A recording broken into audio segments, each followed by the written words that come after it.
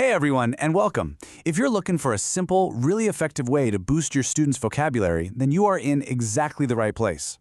Over the next few minutes, we're going to break down ELA Standard 35.L.V1 and give you a powerful routine you can literally start using in your classroom tomorrow. So here's our game plan. First, we're going to decode the standard itself. Then we'll jump into a core vocabulary routine. I'll model it for you step by step, and we'll look at some cool ways to practice and extend the learning. To wrap it all up, we'll talk about how to check for that genuine, deep understanding. All right, let's dive right in and decode this standard. Before we get into all the fun strategies, it's so important that we understand what this standard is really asking our students to do, and just as important, why it matters for them as they grow into strong readers and writers.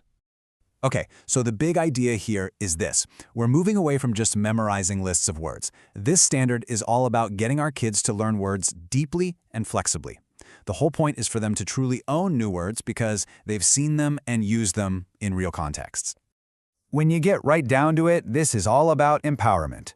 When we teach vocabulary this way, we're handing students the tools they need to express themselves clearly and with confidence, whether they're talking, reading a tricky text, or writing something themselves. That's the real-world skill we're aiming for. So, the big question is, how do we actually make this happen in a classroom that's already jam-packed? Let's get super practical. We're going to break down a simple, repeatable, and research-backed strategy. It's called the context vocabulary routine. The real beauty of this routine is that it's multi-sensory. Just look at the steps. Students say the word, they write it, they read it, and then they use it. By getting their ears, their eyes, and their hands all involved, we're helping that new word stick in their brains so much better. It just works. Okay, theory is one thing, but let's actually see this routine in action, right? We're going to model exactly what this looks and sounds like in a classroom. So go ahead, picture yourself at the front of the room and your students ready to learn as we walk through this together. So we kick things off with really clear, explicit instruction. Notice that call and response. This isn't passive. Every single student is actively listening, speaking, seeing, and writing. This quick little sequence makes sure everyone is with you and engaged right from the get-go.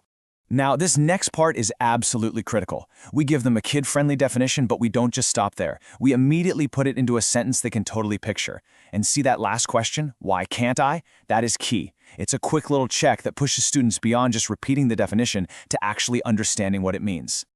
Okay, now here's a real pro move, using non-examples. This is such a fantastic way to make a word's meaning even clearer.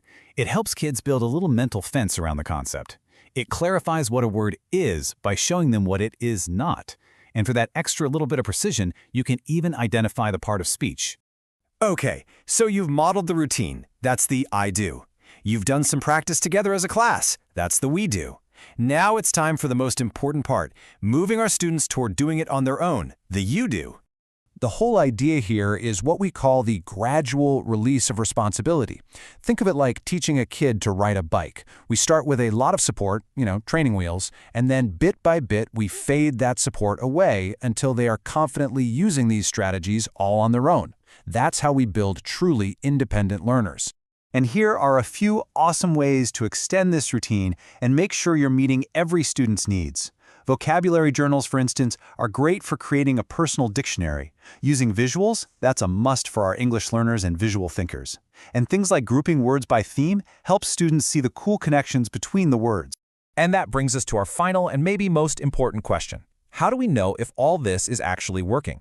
So let's talk about how to spot real mastery so you can be sure your students have truly learned a new word and aren't just, repeating a definition they heard 5 minutes ago. Real mastery shows up in 3 key ways. First, students can define the word, but in their own words. Second, they can recognize it and explain what it means when they bump into it in a new book or article. And finally, the ultimate goal. They start to use the word correctly and naturally when they talk and when they write. So the bell's about to ring, and you need a quick way to see who's got it and who might need a little more help. Let's look at a simple but super effective exit ticket you can try in your classroom tomorrow. I absolutely love this prompt because it does double duty. See, it's not just a vocabulary check. It's asking students to apply that new word to show they actually understood the story. In just a couple of minutes, you get this amazing piece of evidence. So the only question left is, which word will you and your students master first?